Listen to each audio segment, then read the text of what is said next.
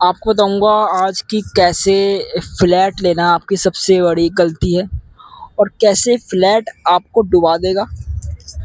आँखें खोलूँगा आपकी और किन-किन के लिए ये ऑप्शन है, सब आपके साथ डिस्कस करूँगा इस वीडियो में। रियल एक्सपीरियंस के साथ रियल टॉक, ना कोई फालतू-आलतू की बात। करते हैं स्टार्ट। देखिए, अपना घर लेना सबका सपना होता है ना? अब मकान यानी कि लैंड के साथ, ज़मीन के साथ वो महँगे आते हैं। अब उसका क्या जुगाड़ निकाला है, वो निकाला है जी फ्लैट। भाई आपको पता है कि दिल्ली वगैरह में या उससे बाहर के एरिया में फ्लैट का कॉन्सेप्ट है। भाई फ्लैट बनाते हैं और अपना आओ लो और रहो। ठीक है भाई, समझ में आता है। लेकिन दिक्कत मुझे ये लगती है कि फ्लैट में ना छत आपकी, ना ज़मीन आपकी, ना अगल-बगल की दीवार आपकी। आपको दीवार में एक कील भी ठोकनी पड़ेगी ना, तब भी आपको उसके लिए भी अपने वहाँ से परमिशन लेनी पड़ती है। मतलब आपको मैं कह रहा हूँ कि मतलब पैसा दे कर के भी आपके पास फ्रीडम नहीं है। आपको वहाँ के रूल्स के अकॉर्डिंग चलना पड़ेगा। रात को इतने बजे गेट बंद हो जाएगा, या ये वो जो आपकी सोसाइटी होगी। खैर वो एक अलग बात है। अब फ्लैट का नुकसान जो मैं कह रहा हूँ, वो नुकसान क्या है? देखिए, फ्लैट का नुकसान मुझे लगता है, अपने अकॉर्डिंग वो ये लगता है कि फ्लैट की वैल्यू हमेशा, मतलब फ्लैट जितने का आपने लिया ना, उतना उतना के अगर वो निकल गया तो बहुत बड़ी बात है। यानी कि फ्लैट एप्रिसिएशन ना के बराबर है। क्योंकि फ्लैट जो बना है ना, वो किसी ईंट पत्थर वगैरह मतलब मेटेरियल से बना है, और मटेरियल की एक लाइफ होती है भाई। देखिए, जब आप मकान को लेते हैं ना, तो मकान में जो आपने बनाया है उसकी वैल्यू इतनी नहीं होती, इतनी ज़मीन की होती है। यानी कि ज़मीन की वैल्यू से आपके मकान की वैल्यू निकालते हैं। लेकिन फ्लैट के केस में आपकी ज़मीन है ही नहीं, आप तो हवा में अटके हुए हो। तो हवा में अटके हुए हो तो उसकी वैल्यू तो बिल्कुल ना के बराबर है। होता क्या है कि भैया, अगर आपने किसी बिल्डिंग में कोई फ्लैट लिया, अब आपको वहाँ दिखाएंगे, देखो भैया बहुत बढ़िया फ्लैट है, एक बहुत बढ़िया चीज़ आ रही है भैया, यहाँ का एरिया डेवलप हो जाएगा, ले लो। तो आपने ले लिया, अच्छी बात है। अब जैसे ही उससे अगला कोई प्रोजेक्ट बनेगा ना, तो आपकी वैल्यू हो जाएगी डाउन। एक तो ये चक्कर इसमें बहुत बहुत है। दूसरा, उसमें वैल्यू नहीं है भैया।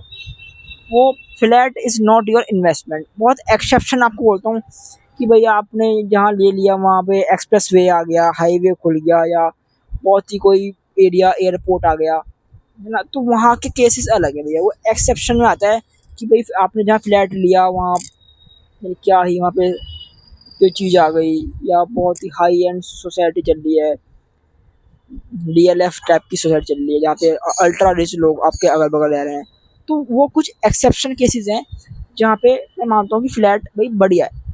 वहाँ पे वैल्यू भी आपको मिलेगी, लेवल भी मिलेगा आपको, नाम भी मिलेगा आपको, एप्रिसिएशन भी आपको मिलेगा, और आपको फ़ायदा ही देगी। मैं मानता हूँ इसको। लेकिन इसका एक्सेप्शन में ही आता है।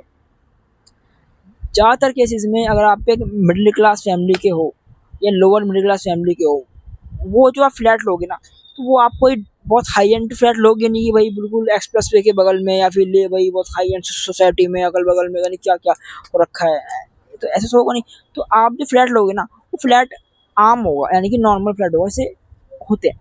तो वहाँ पे सर दिक्कत ये आ सकती है कि आपको आपके फ्लैट की वैल्यू नहीं मिलेगी बाद में भी। यानी कि आपने सपोज अगर 20-30 लाख का भी कोई फ्लैट ले भी लिया, तो 20-30 लाख का फ्लैट लेने के बाद भी, मैं कह रहा 5-6 साल बाद भी वो 20-30 लाख का भी नहीं बिकेगा। वो उल्टा कभी कभी नुकसान में ही देना पड़ता है।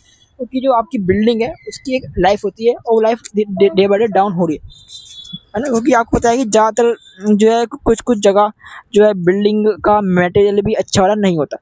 तो ये फ्लैट का एक बहुत बड़ा नुकसान है कि ना छत आपकी, ना ज़मीन आपकी, ना अगल बगल का आपका। सपोज आपका आज मन कर रहा है कि मैं तेज़ आवाज़ में सुनूंगा ना, तो म्यूज़िक को आपने तेज़ किया, अगल बगल वालों को दिक्कत हो जाएगी। मैं बता रहा हूँ कि फ्लैट के नुकसान है, बहुत रेयर है। आपको बता दिया भैया, आप बहुत रईस व्यक्ति हो, आप ले लो भाई वहाँ पे डीएलएफ में आप फ्लैट ले रहे हो, तब बात अलग है। वो कुछ केसेस वगैरह एक्सेप्शन में आते हैं कि जहाँ पे फ्लैट की वैल्यू मैं मानता हूँ कि बढ़िया निकल के आती है। लेकिन ज़्यादातर केसेस में, मतलब मोस्टली मान लो 85% केसेस में जो है फ्लैट ले करके नुकसान ही होता है उल्टा। और ले भी लिया तो बस जितनी वैल्यू है उतनी ही रहती है। तो मुझे तो ये केस लगता है कि फ्लैट की ये दिक्कतें हैं जो इंसान को समझनी चाहिए ना। जब आप इतने पैसे लगा रहे हो तो थोड़ा बहुत अप डाउन करके, थोड़ा एक्सटेंड करके, थोड़ा लोन ज़्यादा करके अगर आप लैंड के साथ कोई मकान बाय करो तो वो आपके लिए एक बेटर चॉइस है, बेटर डिसीजन मिलेगा। हाँ, थोड़ा आपको मानता हूँ ऑटो में मिलेगा, लेकिन फिर भी आप अगर थोड़ा हाथ पैर मारोगे, थोड़ा समय दोगे तो सब कुछ मिलेगा। फ्लैट में ही दिक्कत आती है भैया। और फ्लैट किन किन लोगों के लिए है?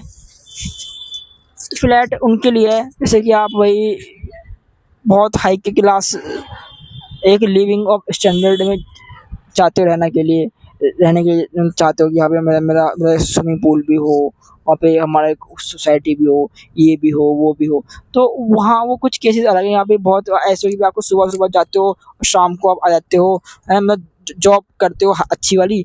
अब आपको बस रहना है, आपको वहाँ पे बस, तो आपके लिए सही है।